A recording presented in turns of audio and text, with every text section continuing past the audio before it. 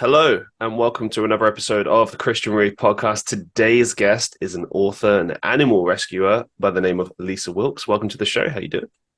Hi, I'm glad to be here and thank you so much for hosting me. I am sorry that I have a purring cat in my arms right now, but these are my emotional support animals. And honestly, there's not a single space in this home that doesn't have a rescue animal, so it was just going to happen. How many animals do you have right now, like in your At house? the moment, we have five. So we have our three permanent babies, a dog and two cats. And then I have these two foster cats that were fostered because their dad passed and they were on their way to a really high kill shelter here in Florida. And I Oh just did man. not want that to happen. And then as of 24 hours ago, we had a sixth. We had a little kitten, but I fly animals around the country on my airline's animal rescue team. And so I did transport him last night. So he went up to New York City and met his new adopter. But we had six. We have five now. Awesome, man. How did you get into this? I'm intrigued because obviously you mentioned the airline stuff. We'll get into that in a little bit, but I'm just intrigued because like it's one thing to get pets from shelters and stuff. Obviously, in the UK we encourage that a lot. We're like, yeah, make sure you foster. It's one of the best things you can do. But what you're doing is more of like an operation. It's like now I'm going to like save many at once, and it sounds like what you're saying is that like where you live, you're kind of taking on pets for a certain amount of time, then they move on to their permanent home or whatever. So yeah, talk to us about how you got into this and why you're so passionate about it. Yeah, absolutely. So I think just as a natural empath, I've always had this like frequency that connects with animals. My first memory of saving an animal is when I was about 6 years old. I saved a bunny that was injured, but my mom says that it traces back before that. I just don't really recall those memories. But yeah, I just always had this passion for animals. I think I'm really in tune with like suffering in general, and so it's hard for me to sense that, and I have to act. I have to do something. So I was rescuing animals growing up. My first book, which was terrible, it was like 70 pages handwritten in a journal when I was 8 years old, was about a rescue cat, unsurprisingly. And I just continually, volunteered at animal shelters, things like that. But once I became an adult, I graduated from college and started at the airline. I knew it wasn't the right time for me to necessarily adopt my own pet because I was traveling so much.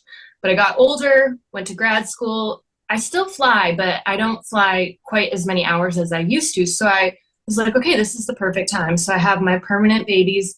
And then I was living in Texas at the time. I just moved to Florida last year. And I realized I was doing some work with like a local rescue just here and there. And I realized how many animals they kill. And I don't know if it's the same in the UK. I know in the US it is absolutely horrific. It sickens me, and I'm going to fight like hell to change it. Every single animal that I possibly can, I'm going to fight to change it because I don't think it should be allowed. Texas and Florida are the two highest kill states here in the US, and I have been to the euthanasia room. All of these healthy animals, just rows and rows of cages, and they don't have space for them because people don't take care of their pets. They don't spay and neuter them. They think they're disposable. They just dump them random places and they become strays. And these innocent animals that just need love and just need a place to stay, they're euthanized here at our shelter here in Tampa. It's Thursday at about like 2:30 p.m. And I have gone to that kill room because I've had to like rescue. I partner with a lot of local rescues here, and I've gone to that kill room to take like a dog or a couple cats, and it has broken me. It has like just seeing the walls of all these animals and knowing that like people did not take care of them. They did not do their duty as like a pet owner, and it breaks my heart. So I'm gonna fight like hell to change it. The animal transport team at the airline, it's really awesome. It started in 2017 and I found out about it in 2019 and instantly was like, okay, this is my jam, doing this, sign me up. And I'm on the leadership board this year. So I officially became a leader in January, but it's awesome because we have free flights. So we're airline employees. We fly for free on our own airline and we fly for free on other carriers with like an open seat. So anyway, since we have these flight benefits, there was a woman, her name is Elaine. She's amazing. She's one of my close friends. But she decided, like, why don't we use this for something really good? There are so many animals in certain states in the US that are subject to euthanasia. And then there are other states, like primarily I fly a lot of animals to New York, Massachusetts, California. Colorado is a no kill state. Illinois is pretty good. They don't euthanize very many animals. So why don't we like use this benefit that we have? We already fly for free, and we can escort a pet in the pet carrier because they have to go with a human to ride on the airplane. So we can escort them up to their forever home. It's just volunteering our time. We're not paying anything because we already fly for free.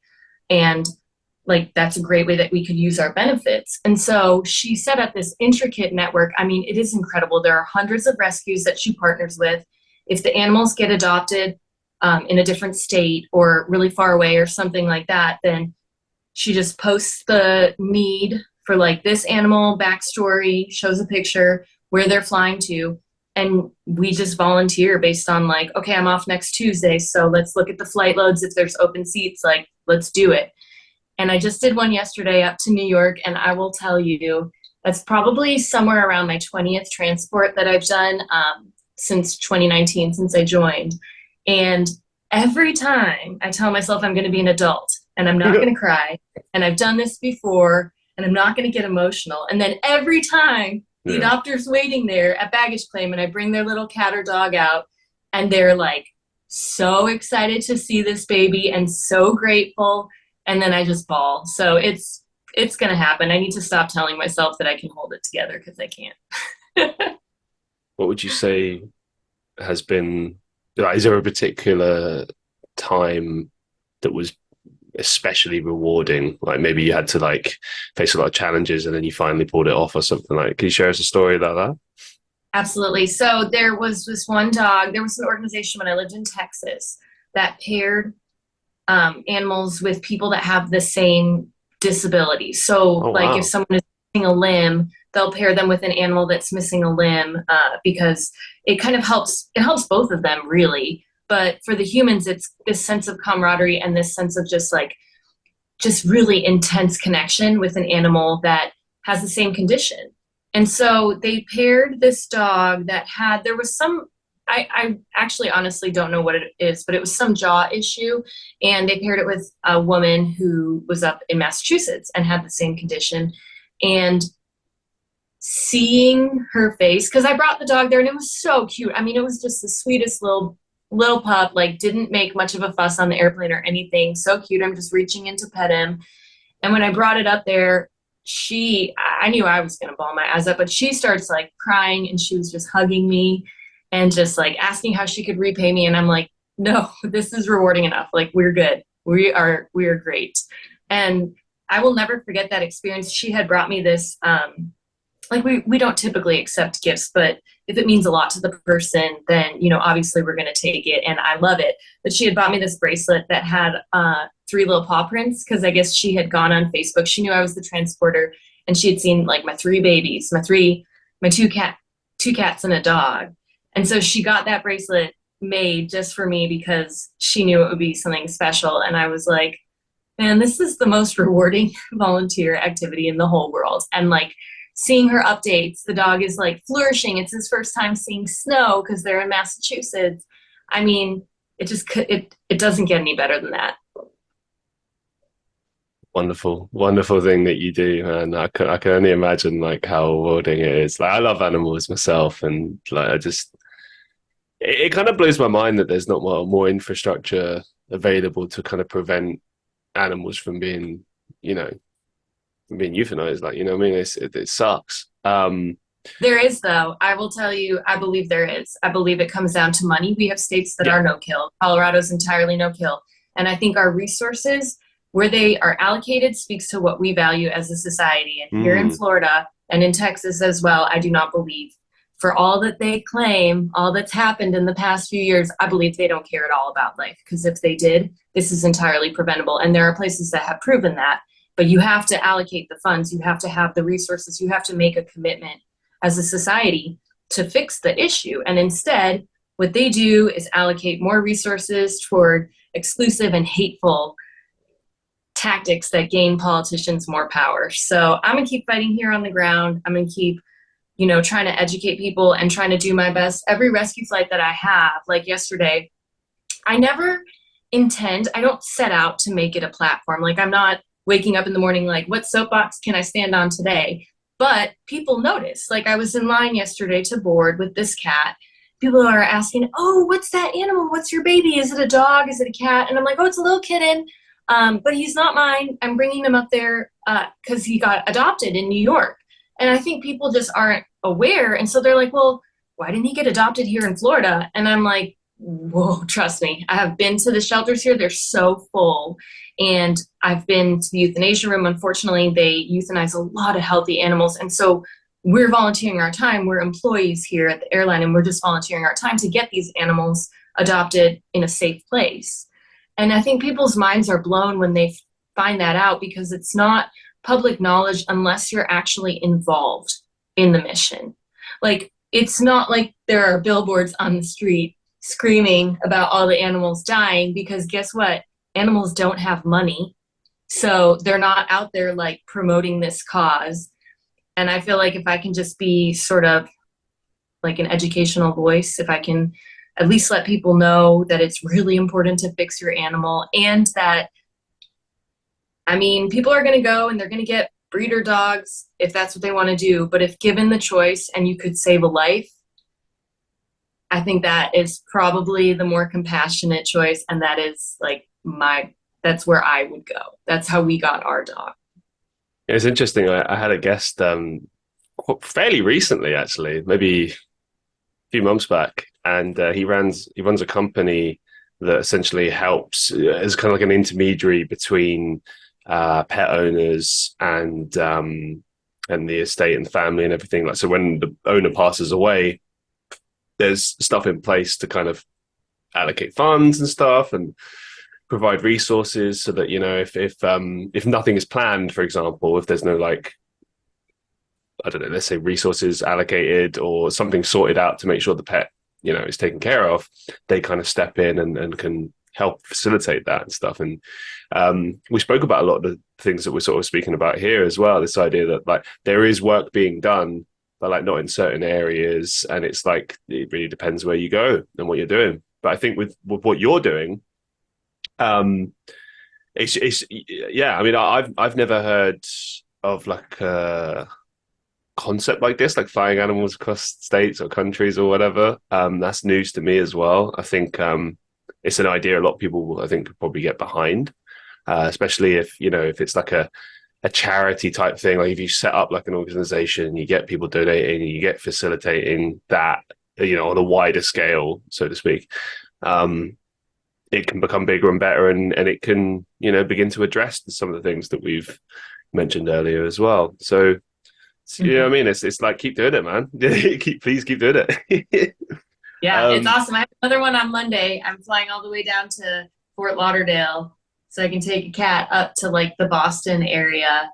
So yeah. And then all these times too, I think to myself, like, because at the airline, we can pick up extra trips, and I tutor graduate students too. And I'm like, I should be doing all these things. And then I think to myself, like, I don't know. I think there's so much value in what we do. And I think that the time spent, even though it's, we're flying standby. So sometimes I don't make the flight and then I have to wait around in an airport for X amount of time, like yesterday. And so, yeah, it is a very long day and there's a lot that goes into it, but just kind of like the reward of knowing that one animal at a time, like we are saving these critters. And also, like, I have never done a transport ever that did not also affect so many humans. It affects the adopter, it affects the rescue, all the people that helped and made sure that these animals were safe. It affects all the people that I meet in the gate area and on the airplane, and the flight attendants that I introduce myself to, and I tell them I'm with the animal rescue team, and they're like, oh, we've heard of that. That's so awesome that we do that, and then they sign up to join. Like, there are so many lives that it touches. And so sometimes I'm a little bit guilty because I'm like, oh, I'm just volunteering all this time. But then I'm like, you know what? Like, how could anyone ever regret that? Like, we're doing something so powerful and impactful, and we have, I mean, really all credit goes to Elaine. I just joined this year on the leadership team, but like we as a whole have worked so hard to make this program so successful, and we'll do upwards of like several thousand transports a year, just fully volunteer powered, you know? And so when I feel guilty about not picking up an extra work trip or not like doing a tutoring session or something, I'm like, you know what? Life's too short and we're making a difference. Absolutely.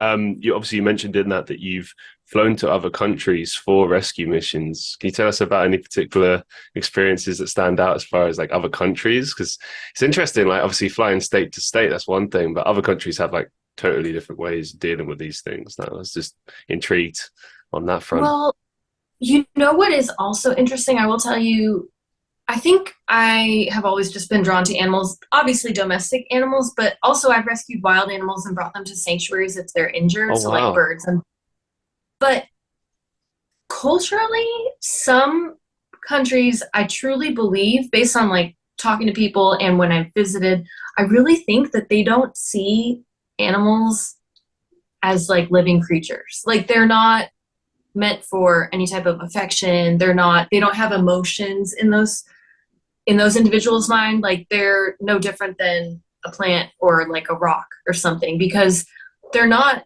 treated with compassion, I guess. They're just kind of seen as like a commodity, Mm. right? And so it's really interesting because I think so much of it is cultural and what we teach our children, and sometimes it's religious like based as well. But like what we teach our children, they believe it. They grow up to believe it and they see it over and over again. So I think in other countries a lot of it kind of stems from maybe just kind of presenting some information to people, and not everyone's going to believe that animals are meant to enjoy lives that actually like incite good feelings. Not everyone might necessarily believe that, but at least like showing that maybe in countries where they don't believe in spaying or neutering and they just let animals run free on the streets and then they die of starvation or they get eaten, things like that. Maybe just kind of showing them that the streets can be cleaner, or that there can be less money that has to be spent than cleaning up all of these deceased animals that are everywhere, like pointing out ways that it could benefit them even if their viewpoint and opinion isn't necessarily aligned with like mine personally. And I think if you can get someone to spay or neuter a cat, I have read the statistic that over a span of 7 years, you save something like 4,000 cats because of the rate at which they reproduce and how many, you know, kittens are going to be in their litter and how many kittens those kittens will have. And so I just have to remind myself, especially in other countries, but here in the US as well, I have to remind myself to celebrate every victory because it feels so freaking hopeless. It feels so hopeless. I go to the kill rooms here. I go to other countries where they think they're just expenditures. They think they're just like, you know, rocks and you can kick them over in the street and who cares? And then they breed out of control and they lead these lives of horrific suffering, right? But like if one cat is spayed in that country, or with these two, if two cats are like intercepted before they get to this really high kill shelter where they're both a little bit older, so they would have given them a couple days. They wouldn't have been adopted. If people adopt, it's like little tiny kittens and puppies, and then they would have been euthanized. And so I have to just remind myself to celebrate the wins because it gets really overwhelming if you like look at the big picture and think this is never going to get fixed. Celebrate each victory and keep Absolutely. moving forward. I couldn't agree more. It's interesting. There's a few things I wanted to touch on there. One thing, obviously, that comes to mind when I think about this is like, yeah, just how differently certain countries or regions of countries can be on this topic. Because it's like, I remember going on a holiday in like 2013 to this country, Bulgaria, and like I went to like some holiday resort beach, which is totally not me. It was like the only time I've ever done a beach holiday in my life, but I was just trying to, you know, whatever. It was an inclusive deal. It was fun. Did get boring very quickly though. I remember my then partner and I were, just a complete side note for a second. We were like clamoring to find like any type of like culture or like stuff that we could just do like historically. Why? Do you know what I mean? Like history wise, art wise, like because just sitting on a beach like that got boring after about half an hour. Anyway, I remember one time I was in the pool of the hotel that we were staying at, and I just got out, and this stray dog like starts running around, and sort of people. Some people are looking at it like, I think obviously tourists, that's unusual for us to see, you know, like, and but like the people working at the hotel weren't particularly like stunned. You know, the Bulgarians weren't stunned. It's like, as I understand, as it was explained to me, quite a common occurrence, and people were saying like, "Oh, don't touch it; they might have fleas, etc." Um, but I remember like how tragic that was, just seeing the dog, because the dog looked like happy to see humans, but like also just kind of like ragged and like it not eaten in a while and stuff. And um, I'd never seen a stray dog or a stray animal in the UK. Um, there might be. I couldn't speak to this, but I've never seen it. We're big. We're known as a nation that loves pets. Like, we're big on pets. And this kind of leads into the next point I wanted to make about perception, because, for instance, when I lived in this country, Estonia, years ago, um, a lot of places, like, you know, standard, you know, they're big pet owners too, but there were places like when you go to the countryside and stuff, on farms, etc., people have got like their big scary dogs. Some of them are on chains, some of them are outside. Most of them will live in the house, right, and you know, be domesticated in that sense, but like there's a lot that aren't.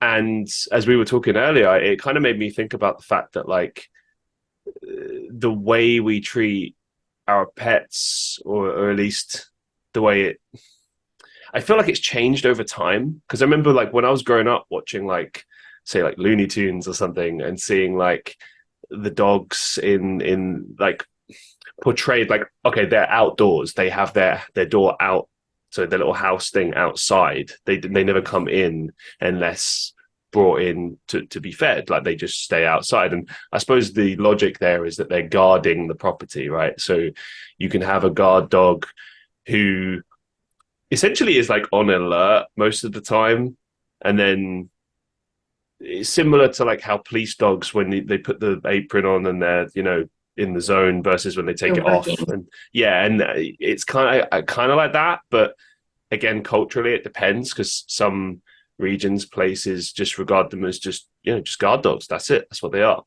But it's interesting to me that now you don't see that as much, or at least in media that I watch now, it's like you don't see that. You know, it's more like, oh, dogs are in the house, you know, cats are in the house, they're homebodies, you know, that's normal, it's what you do.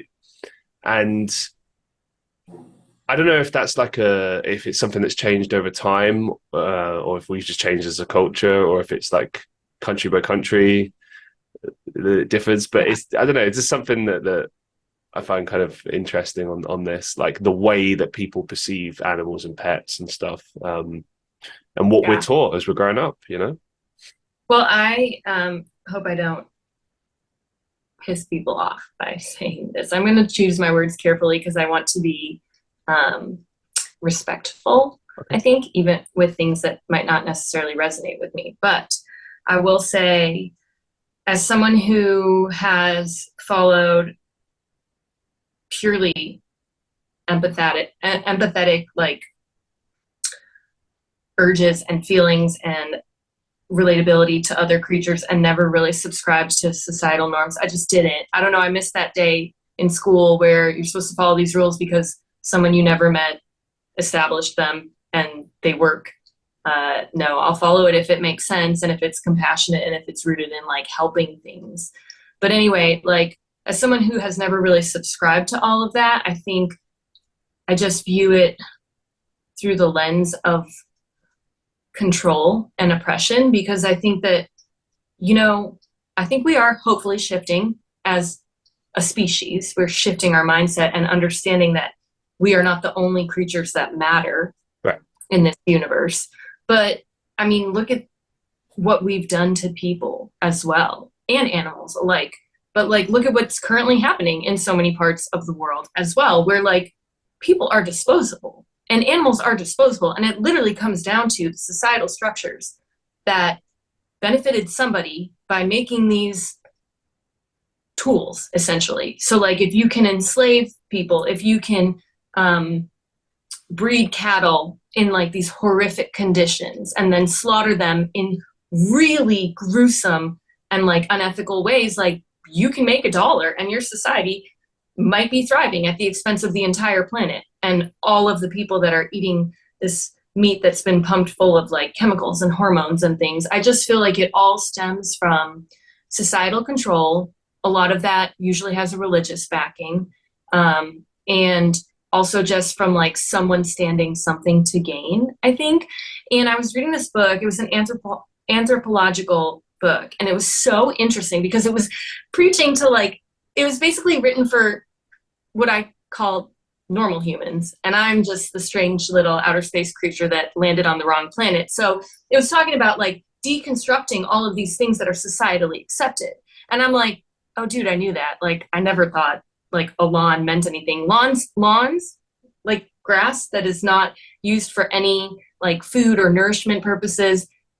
Like it made no sense to me. I'm like, okay, well, if we're gonna, have plants that we can feed things with or that are sustainable, that are replenishing the earth, like literally we pull up trees and plant grasses. So we're not helping the earth, right? And the whole concept of a lawn was because people wanted to be perceived as nobility, because at one point in time, you were really noble because you could have this wasted land that did nothing for anyone. So everyone's like, oh, I want that. I want that. And I was like, okay, this book is so funny because it's like talking to normal people. And I never believed in any of this BS anyway, like for the most part. Like I never subscribed to any of that. But I just got to cut in there for a second. I never thought about that. The fact that like a lawn is literally pointless. Like I suppose it's a vanity thing, isn't it? Symbol. It is like a luxury vehicle, but the land version. Like it is a status symbol, and it's so people know that you have made it. You can have wasted land that has serves no purpose. I never and we saw knocked it like down that. like trees and really important plants, and we hurt like potentially, the bugs or the creatures living there to do this on this wasted land. Anyway, but part of the book did mention, and this totally made sense to me as someone that had kind of been sucked into like I would say I didn't think it was extremist, but a fairly extremist religious group at one point, a Christian group, and then worked my way out of it when I started realizing how absolutely and utterly like cruel it was to so many people and exclusive. But anyway, the book mentioned that. Was it like a cult or something? Or... No, literally, it's like a very, I don't want to make people mad. I was part of the Evangelical Free Church, which is similar to like Southern Baptist here in the US. And, I got roped in because it's like people are playing guitars and it's fun and you have popcorn and movie nights and everybody seems really nice. But then like the more I stuck with it and I saw how absolutely full of vile and venom, like the hatred toward LGBT. I walked out of church one day and I said, I'm not going back. Like, I'm not doing this. I cannot. Anyway, long story, another story for another time. But the book talked about how it is a religious and it's a Judeo-Christian like concept primarily, but it is a religious concept that benefited so many people back in the day. Imagine like that man has dominion over the animals. Like, man used to, at least like the anthropologists had hypothesized that like humans used to kind of like see animals as like their allies out there in the wild, because sometimes like you guys are protecting each other from like violent storms or whatever it may be, and that like, well, if you kill this specific animal then there's not going to be any defense against this animal. And it was kind of this balance, right? Like there was no or very little malice. There was very little control. And the whole thing about dominion over animals established this new agenda. We're the only creatures who actually matter, like the only ones that were worth even considering as like fully alive and valuable. And even then, they excluded a lot that didn't maybe have their skin tone or were not born men. But still, like the only ones even worthy of any amount of consideration were now humans, and that was ordained by God. So when you say something's ordained by God, then like it has basically like that full umbrella of power. Like it is indisputable in a community if you can like brainwash enough people into believing it, right? So I think that whole concept that we can like manipulate creatures for our own personal gain, I think a lot of it stems from religious structures. I think also just like kind of the way society was built. And I don't know, I don't have an answer. Someone asked me, and it was a really tough question because I love my animals beyond belief. Like I cannot describe to you. And it was a really tough question. I've also rescued animals that I knew I would not ever be able to foster like a close connection with, you know, wild animals that go to a sanctuary and I want them to thrive. But someone asked me like, well, isn't it messed up that you have like cats and a dog? Because at some point humans domesticated them. Wasn't that selfish? Like we wanted something, protection, companionship, something. And I'm like, you know, I don't have an answer for that. Maybe it was selfish and maybe they would have been better off in the wild before we took like the smallest, weakest ones that can't really survive in the wild very much anymore, you know?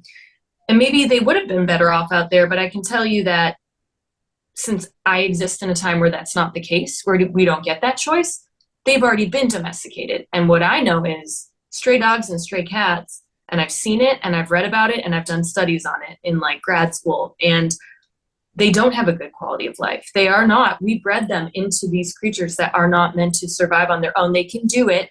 They'll have a short lifespan and it will be full of a lot of suffering and a lot of diseases, and they'll be scrounging for food that isn't readily available because we've destroyed so much of the planet. And I just feel like maybe it was bad that we did it at some point in time. I can't say that I don't love it. I can't say that I don't absolutely adore my animals so much that like my chest hurts when I'm traveling sometimes because I miss them. Like I do think maybe over time, naturally, some cats and dogs would have gravitated toward us. I'll never know. We domesticated them. We did that. And so at this point, it's like, well, how do we then ensure that every animal has a life worth living? I would be sad if we hadn't domesticated them, I guess. Like I wouldn't know what I was missing, but I'll tell you, they add so much joy to like even my toughest days. It's interesting the concept of quality of life, you know, as it pertains to animals, because obviously, yeah, they don't live as long as us. By comparison, their needs are much simpler, but also the same, you know, shelter, food, drink, you know, having a nice space to be in. I mean, it's interesting. I find it when people say like, oh, then they're not like humans, they're inferior to humans, whatever. Because especially like say like dogs and cats and stuff, like it's been proven time and time again they have like an awareness and some abilities that like even humans don't have, you know. And like, you know, that you can see it. Like if you're depressed, your pet will know that. It will see They that. know it before you do sometimes. Yeah, like they'll just recognize it and sense it. and I don't They're know, like amazing. when you look at it like that, like listen, some people don't even have emotional maturity, and yet your cat understands you're depressed. Do you know what I mean? And I is feel trying to like comfort you. animals I feel like animals are the best qualities of humans, just kind of like this genuine desire to like connect and um like not necessarily pressure to be anything. You don't have to be beautiful for your dog to love you. You don't have to be the most successful human in the world, right? Like they're all the best qualities of the human race, and then they lack our worst qualities, like intentional malice. To my knowledge, I could be wrong. I asked my dad this. He's a microbiologist, but I asked him, are there any animals in nature or domesticated ones that will literally just do things just to be cruel? Because humans will. But are there any others? And my dad said there are some Yeah, species of like apes or orangutans that will like do things like engage in a fight that has no societal like benefit for them. So maybe like the higher orders, but as far as he knew in actual like nature, things will kill. They will kill for food, they'll kill for self-defense, you know, they'll do what they have to do, but nothing as far as he knew was done strictly out of malice. And that to me was my indicator that this species that we have highly regarded for so long ourselves, like maybe we are the supervillains, and maybe like the bad guy in all the movies that we want to think is some like cocaine bear or some like big alligator. Maybe we're the real villains here. Like who's actually doing better and worse for the planet as we know it. And it's not going to be the alligators, I'll tell you that much.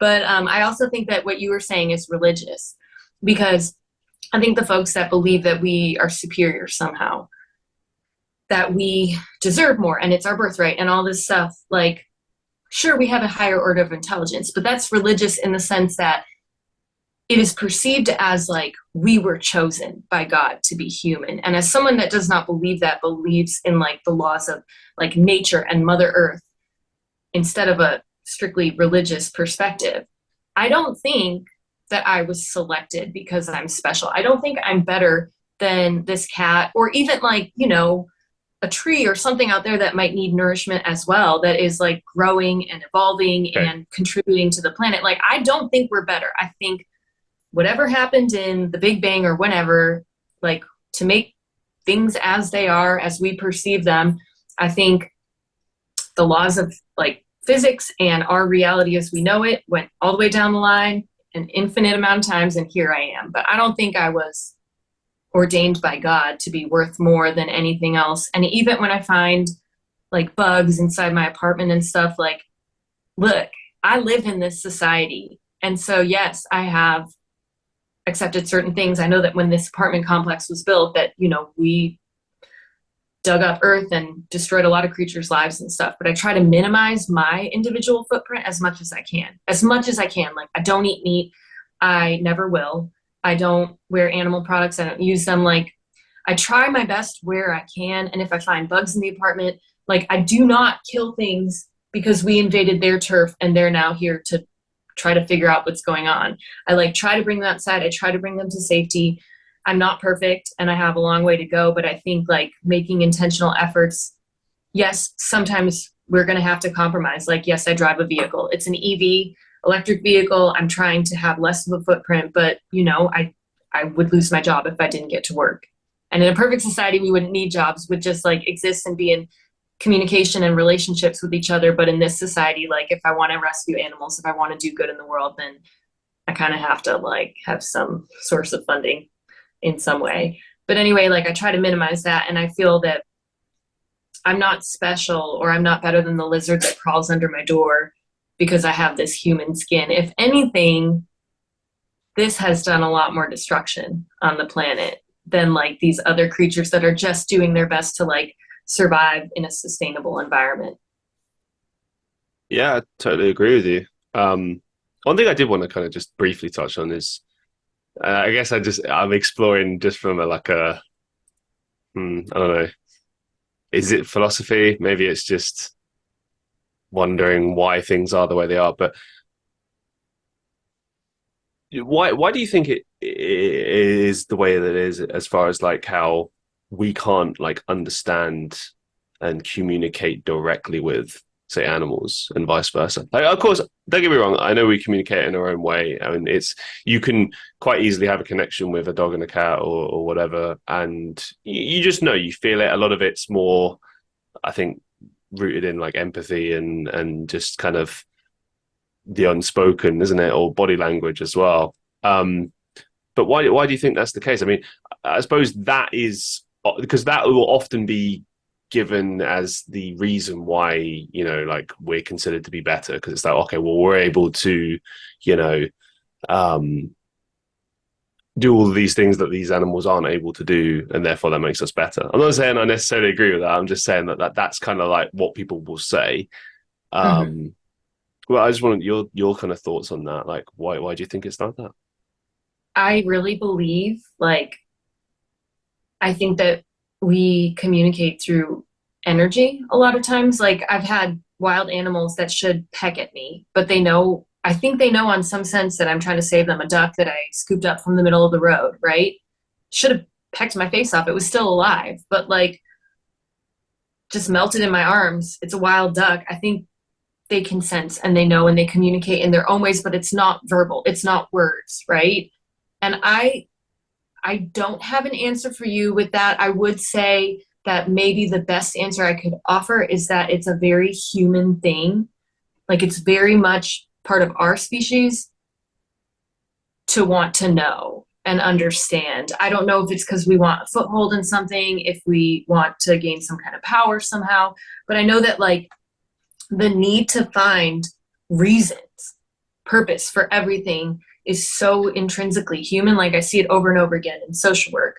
I see it as a flight attendant, as just a human, as a, you know, person that is existing on this planet. Like we want so badly to have understanding of everything and knowledge and a purpose and a reason. And I think that's where religion derives from, right? Like we want to know why I'm here and like what happens after I die and who are the bad ones that are going to go to a worse place that I'm better than, and all of these questions. And I think that a lot of that can lead to really sinister things, because I think there's like an opportunity for manipulation. And I think with animals, they don't need that. Like they don't need that. What they're doing and their existence and the things that they embody are so much simpler. And there's so much, like, a cat doesn't know necessarily. I don't know. I'll never be able to ask them, but I don't think they understand, like, wow, when death happens, it's like final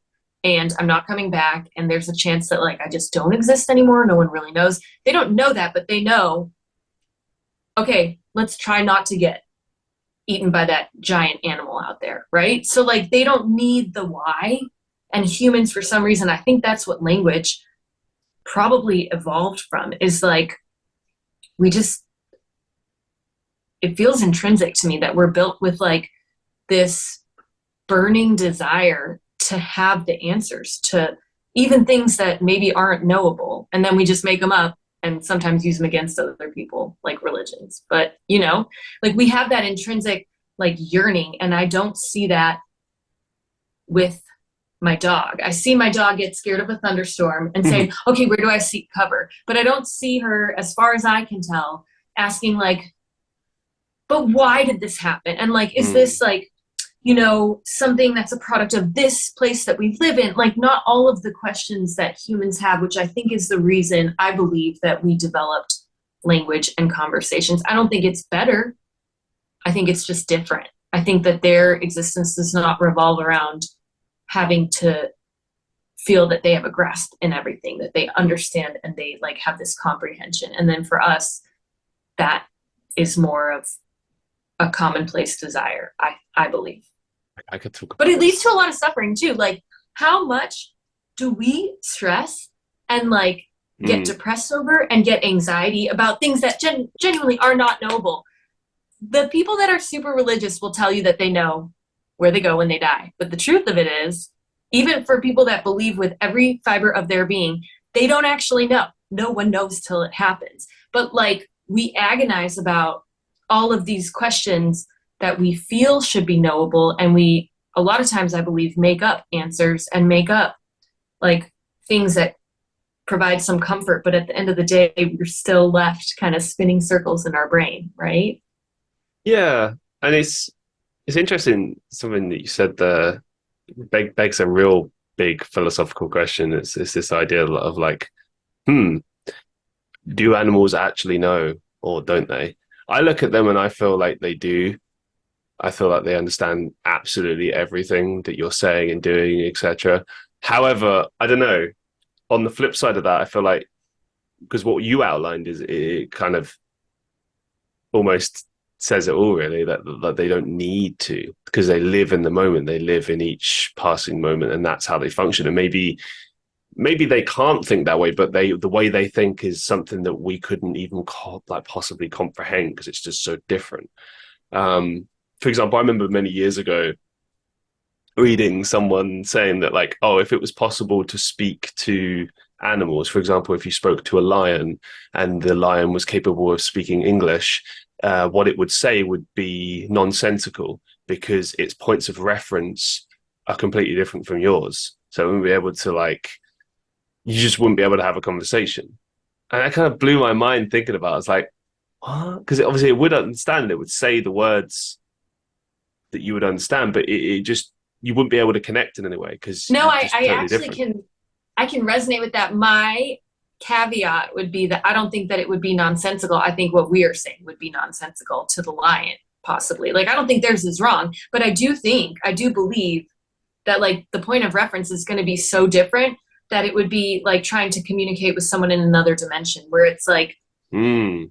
Your brains are not possibly, I'll never know. I kind of hope I do someday. That would be really cool. I would love to be part of like that experiment if it was possible. But like, I just feel like we would come at it with from such a different wavelength. I do think there would be some symmetry though, because I see with my dog in particular, my cats are kind of, I love them to death, but they're kind of lazy and they like ignore me unless it somehow results in them getting treats or toys. But like my dog in particular, I feel like she would probably be like talking to a child that's just learning English, right? If we could communicate and speak English, because I'll give her really complicated commands sometimes. And a lot, like the first few years that we had her, I thought, yeah, this dog, like, we didn't train her very well because she doesn't follow commands. And then I realized it's because she didn't want to, because one day I gave her a very complicated command that ended up in her getting a ball. I was like, okay, Stella, go into the other room, go around the corner. Once you get past the couch, you have to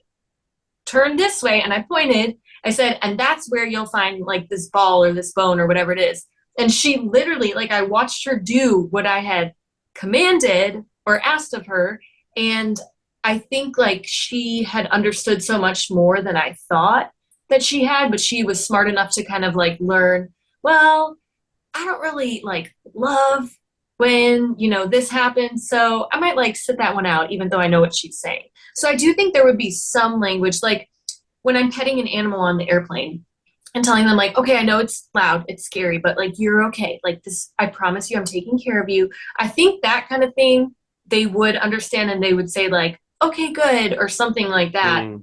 But they already say that. They just Yeah. don't do it with words, right? Like they already say that. I can see it when I look down on them. I can feel it when I like pick them up and hold them like that duck that should have pecked my face off, but knew in some way. Like I've rescued so many turtles. When we lived in Texas, we lived right near this lake and there were all these turtles. They get very disoriented when it rains, like really hard. They can't find their way back to the lake because there's so much water in like the grasses and stuff. And so I've seen them smashed in the streets, like when they get run over, and I've rescued, I couldn't count how many from like the streets. I just like bring them back to the pond, carry them, snapping turtles that like could be kind of aggressive. And every time I was like shaking because I would just be out walking and find them and like there's no time to go home, they'll get hit. And so I like pick them up and I lift them and I bring them to the water's edge and then I put them back in like this lake. And I feel like somehow I just feel like they know. Like maybe it's my tone, my energy, my demeanor, something, because they retreat into their shell and they never attacked me, which isn't to say it could never happen, but I just know from my experience, like I really do believe that there is some sense of like that kind of energy and that compassion where you're really trying to help them. And I think animals, for the most part, do respond to that. I totally agree. Let's switch things up. So Mm-hmm. you wrote a book. Mm-hmm. It's called Flight Two. Path. You wrote two books. Let's talk about Yeah, Flight Path and how it came to be. sure. I love this question because this is like my never give up story, because I wrote my first book when I was 8, and it was handwritten in a journal. It was about a lost cat, which is very on brand for me. But I decided when I was like a little kid that, this is my dream. I want to write books. I love this. It gave me an outlet for a lot of the anxiety and a lot of the weight that I carried around, because being an empath, you're so much more tuned to suffering. It gave me like this outlet and this world that I could create, and I could craft these happy endings and then hopefully inspire people to read them. And then like maybe they could resonate with that, or there would be some connection or some good that would come out of it. Right. So I said, okay, I'm going to be an author when I grow up. And like, I had no idea that it's really freaking hard, like really hard to get published. It's like a little kid that says, I'm going to be an actress. Like, that's it. I know my calling instantly. And then the rest of their life, they're like trying to figure out like how to actually make that happen. Right. So in college, it was my sophomore year of college, and I wrote my first full length, like actual adult novel, like not a little kid's book written in a journal. So I wrote my first book, and I had written, I believe, 3 by the time I finished college. And I started, shopping them out after school ended and figuring out my next steps in life. And I started realizing like, wait, this is weird.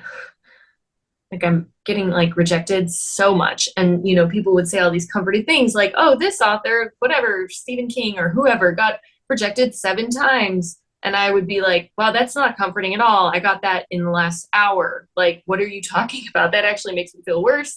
And then I joined a bunch of writers circles and I saw that there's all these other authors that are struggling too to like get noticed and get picked up. And I'm like, oh my God, this is not what I thought it was. So like I started a blog when I became a flight attendant. I wrote articles when I did AmeriCorps, which is like the domestic Peace Corps right after college. So I was still writing, but I was kind of like shifting my focus until I could figure out how to break into like the actual like author arena, published novelist arena. And so I was kind of focusing on other things, still writing on the side. And then by I think it was like 2014 or 2015, I had 12 books that I'd completed and none were published. And I am an optimist in general. And I think I am like a pretty happy person. I have a lot of passions, but like I'm pretty much like I have this positive outlook in general. But I was just so disheartened. I was just so broken. I just, if all of these people, and it's hundreds, and I've lost count, and maybe it's thousands, just like rejection after rejection, and like a lot of them don't even bother to write back. They don't even read it. It's like immediately sent to they call it a slush pile. That's the term in the industry, which is really freaking insulting. Like someone pours their life into a book and you throw it in a slush pile to be unread and instantly deleted. But anyway, like I just said, all these people that think that my books are horrible, like they're trash. So they're definitely right. So I'm not doing this anymore. Like I'll write web content for nonprofits. I'll do a lot of good, but I'm not writing books. I'm just not doing it. So then fast forward to 2018, I'm in graduate school. So I'm in graduate school. I'm rescuing all these animals in Texas. I'm on the peer support team at my airline. I'm volunteering in like several major nonprofits locally. I'm working my full-time job as a flight attendant because I'm still a flight attendant. And like, I have my hand in so many different things. And I just remember one night I couldn't sleep. I'm like a very terrible sleeper in general, but I couldn't sleep. And I remember lying in bed and thinking, I am not that girl. Like, I don't give up on things. I mean, I'm out here rescuing like cats and dogs and bunnies and birds, like even when everybody tells me it's a lost cause. And like, I'm out here fighting for human rights. This is Texas where like we don't have a lot of human rights. And I'm out here like marching in the streets and volunteering and giving my time to all of these things that actually make a difference and matter. I went back to graduate school while I had my full-time job and all these other plates like spinning in the air, right? And I gave up on writing because someone else told me I wasn't good enough. Like, that's not me. Like, if they don't want to publish my books, that's cool. I'll self-publish, I'll upload them slowly, like chapter by chapter onto my blog. I'll find a way. Or I'll just write them for me. But like, I'm not the person that has ever in my life listened when the world told me no, unless there was like a valid reason, right? Or unless it was something that was harmful. But like this was my passion. So I decided that I was going to finish the book I had been working on when I stepped away from writing books. And within 30 days, it's the fastest I've ever written a novel. It usually takes me anywhere between like 5 or 6 to 9 months to finish a book. But within 30 days, I had completed the book. And I said I would give myself a few months to shop it out. And if no publishers or literary agents were interested, then I would find a way to like self-publish or somehow do something else with it. And in January, I started shopping it out to publishers and I had a contract in my hand by June and it was published the following January. So that was like my story, kind of my reminder to myself and literally like anyone and everyone in the whole world that like your value, your worth, is not determined by other people. It might not be their preference. They might not need it in that moment. But like, if there is something that is fueling and igniting your soul, with the caveat, like not something that is deliberately harmful to other people, because then you're casting all this negative energy back into the world, like, but something that's just, an expressive form or something that makes you feel whole, it represents your being, then like, it's nobody else's call whether you're allowed to pursue that with your whole heart. It's nobody else's call. And so once I had that first book published, I was like, I'm going to write all the books. Like I was doing it before I had my breakdown. And now I'm going to write all the books. So I wrote another one during the pandemic, and that one was released this year. That one's mid-flight, March 31st. It was released. So yeah, and I have one in the works right now. It's like kind of like a murder mystery with a social conscience. It's my books are very different. They're really busy. There's a lot going on in them. I have a lot of issues that I think a lot of authors don't broach. Like I talk about things like systemic injustice. I talk about mental illness and well-being. I talk about just kind of like mistreatment in general of like people or animals or anything. But I do it with an actual storyline. The one that just came out was a dystopian thriller, and it takes place in like 2037/2038, kind of like The Handmaid's Tale in the future with the flight attendant as the protagonist. So yeah, that's where I'm at. Awesome, man. I really resonate with what you were saying about just like keeping going and like not giving up and like doing what you're supposed to do. Like I'm I'm an actor, like trying to be an actor at least. Been doing it the last 4 years, and same as yourself, you know, I do live streams, I do obviously podcast, Patreon stuff, music, a lot of different things. Um, but acting is the main goal, and I have plenty of days like where I just sit and look at like, and I tell other people not to do this as well, but you know, you can't help but look at like the numbers over time and be like, oh, it's not quite where I want it to be, or maybe I haven't had work in a while or whatever. And just being able to keep going and keep trying and, you know, not letting it get to you. And like, yeah, I was saying it the other day. I downloaded this app, Freds. It's kind of wild, it's really addictive. And everyone's like, it's like early 2000s social media. Everyone's just like tweeting all their thoughts or threading Oh all yeah, their I got thoughts. I got Threads too. Yeah, I didn't even know what it was, and my friend that has this amazing heartwarming publication sent me a request, and I'm like, "What is this?" And I looked it up and downloaded it. So yes, I'm on there too. Yeah, it's a lot of continue. fun. It's good stuff. But yeah, I'm sort of like rediscovering just my love for social media again and just like having fun with it. But I was reflecting on just like,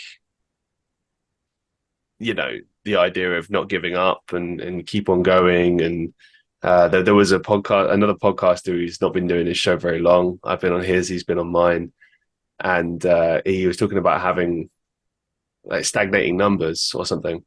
And I was just like, oh, you got to love this. You got to like essentially find reasons to do this that are bigger than yourself.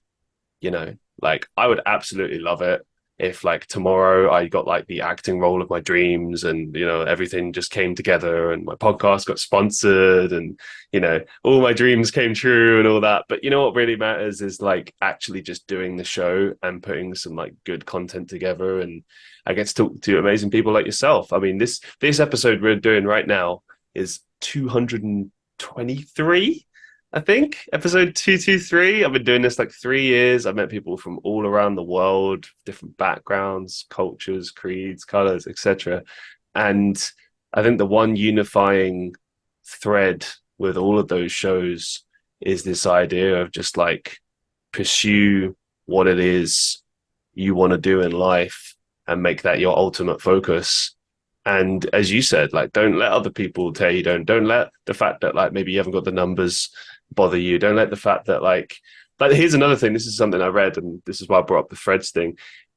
When you see success stories, and I know you covered it earlier, like, oh, you know, such and such person failed 7 times and then they were a success. And I see like endless success stories of like, oh, I finally got, you know, sponsored, or I finally got this book deal, or I finally got this role that I'm after, or whatever. And you know, it's hard not to sort of look at that and feel like the kid, you know, waiting outside the candy shop wishing that they could have what's in the window but they can't afford it, kind of thing. It's like you look at that and you wonder like, why not me? Why not me? What am You I want to doing wrong? celebrate with them, but it's so hard too because it's Oh, like so personal. You know, that's how I yeah, feel. no, yeah, All no, these absolutely. authors like getting with signing with like the big five and everything. Like I am happy for them, but then it's kind of like it's hard to ignore that little voice inside that's like, I'm still not good enough. Like, what the heck? I just don't. I Oh, will say if it, I'll add to this as well. Like I think the biggest thing for me that really bugs me as well is like there'll be people who, for example, set up a podcast, um, and you know within a few months they're already killing it and doing way better than me, or people who set up a I don't know like a Twitch channel and they're doing really better than me, and like, I've been doing this like 3-4 years and I'm not getting anywhere, and I'm like, damn, maybe I just really suck at this. But then I don't know, like I changed my attitude towards it because I didn't want to be like Captain Bitter and just sit there Mhm, and be like, you know what I'm saying? Because mhm. that's a dark road to go down. Like they say comparison is the thief of joy. And I know anyone listening to this will be like, oh, you just shouldn't do that, Christian. Yeah, you shouldn't, but you're going to do it because it's what us human beings do. If you're not where you want to be and you're desperately trying to get there, it sucks when you're not getting there, you know? And like when people say to me, like, oh, well, you know, you're pursuing your passions. And it's like, yeah, but I'm not achieving in my passions. Yeah, I'm pursuing them and I love doing this stuff, but I'm not where I want to be. I'm not who I see myself as. And I don't know. It's a difficult one to swallow. But again, your attitude still has to be positive in despite of how you feel. You know, you have to kind of just keep doing it. And like for instance, with this show, when I realized this show's about sharing stories, giving people hope, showing people like, hey, look at all these amazing human beings and all these amazing things they're doing. Go and do the thing that you want to do.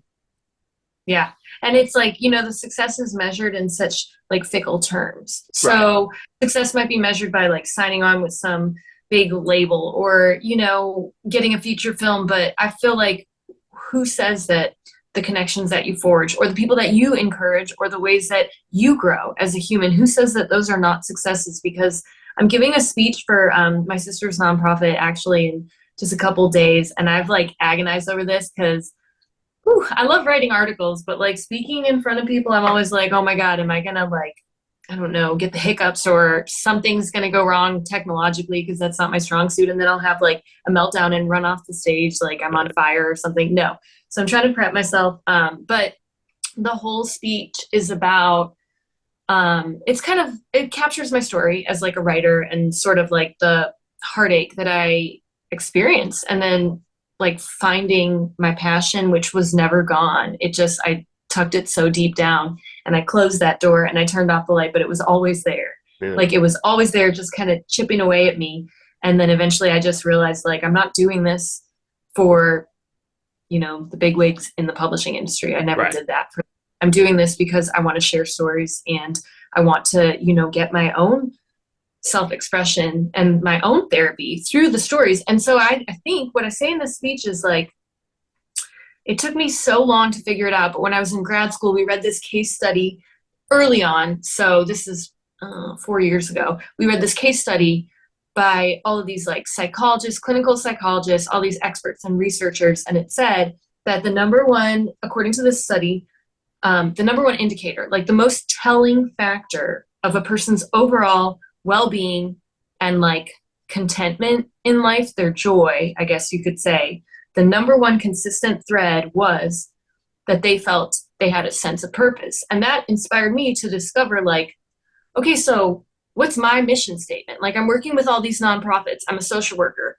I'm a flight attendant, but like, what's my personal mission statement? And when I wrote it out, nowhere in my mission statement did it say that I had to get the attention of a literary agent that I've never met, that like has no bearing on like my being or my life. Like it just nowhere in my mission statement did it say that I had to impress people at our high school 20th reunion by letting them know that I was like featured on Oprah or something. Like nowhere in my mission statement was that part of it. And so it helped me redefine and really hone in on my definition of success and who I want to be and the factors that like embody my person and make me who I am and that hopefully are doing something really great in this world. And like my mission statement was basically to foster inclusion and healthy relationships and just like a positive relationship to humans and animals so I can leave this place a little bit better than I found it. And if that's the case,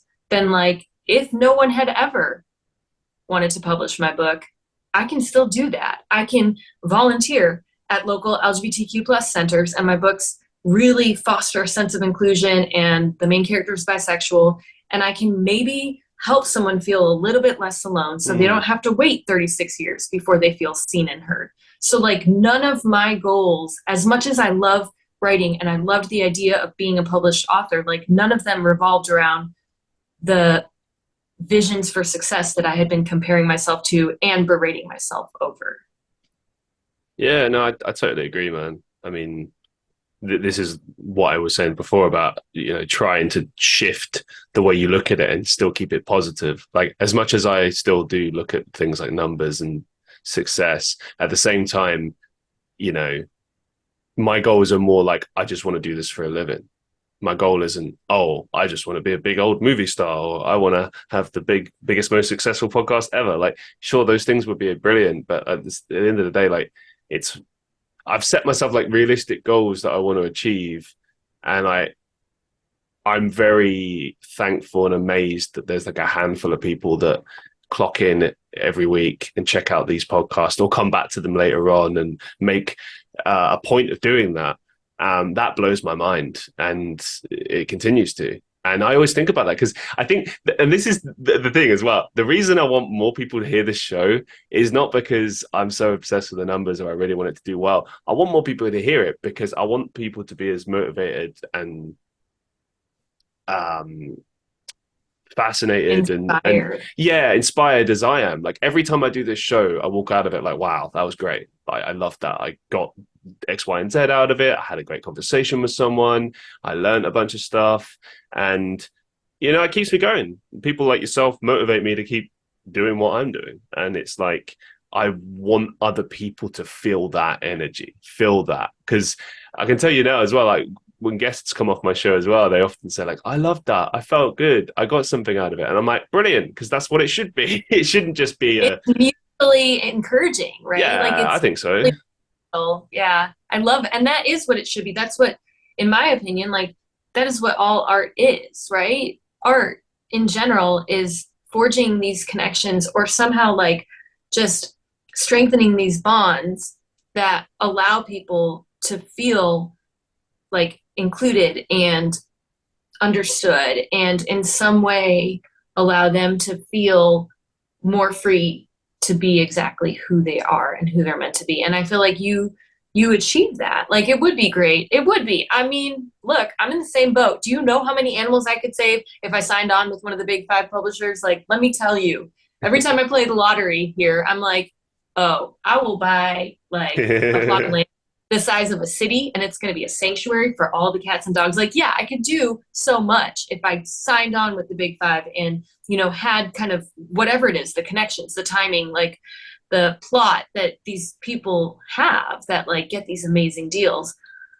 But I feel like even without that, or without that at the moment, like, there's still so much good that we can do. Absolutely. And that's why I really do think it's so important to celebrate the wins, because I think if you get hung up on, I get it, like, I compare myself to, and then I try to catch myself, but like, if you get hung up on the losses, or kind of like the perceived shortcomings, or the comparative failures, right, then it's like you're just never going to move forward. You can so easily just get stuck in that mud, right? It's so easy to get sucked into that. So yeah, I love your optimism. I feel like we still have so many amazing things that we can achieve, and we're on our way. Like, we're moving forward.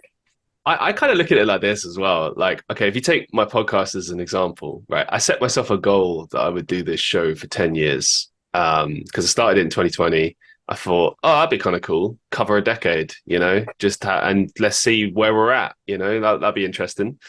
And I'm 3 years in, and to be honest, I love the show more than I enjoyed it at first. I think more because I now have like a clear goal with it. I know what I want to achieve with it. I enjoy it more, because at the beginning it was just like, like, oh, I just need another guest. Oh, I need another guest. Oh, I need another guest. It wasn't really, do you know what I mean? Like, I still loved it, but it felt quite formulaic, and it's taken time to kind of develop, for example, a more laid back conversational style show as opposed to Mhm. just a straight up interview.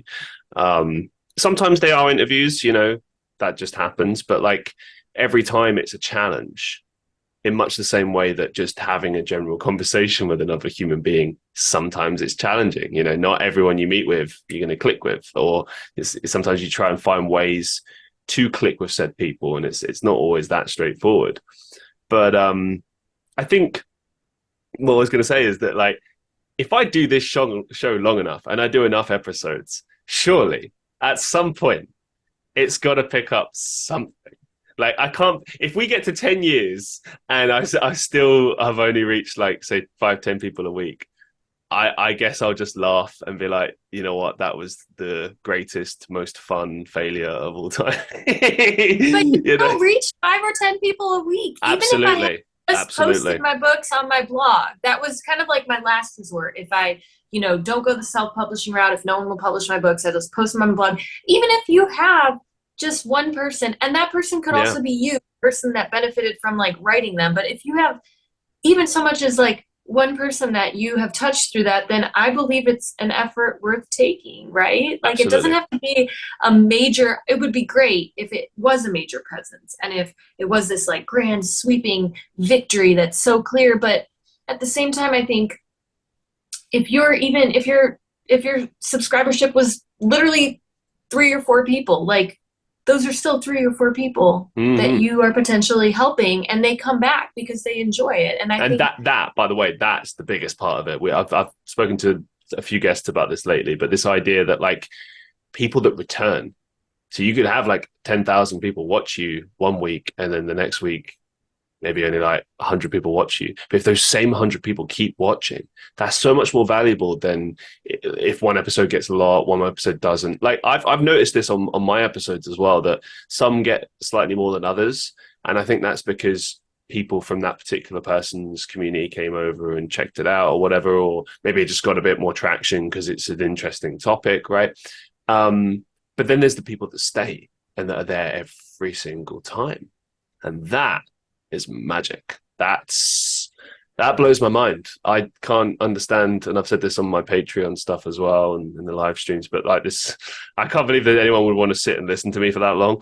Like, I'm like, well, really? they do. They keep coming There you back. go. So thank you for listening and watching, guys. But back to you. I want to ask you a couple of questions that I ask every single guest, because I reckon you'll have some good answers for these. What's the best advice you've ever received?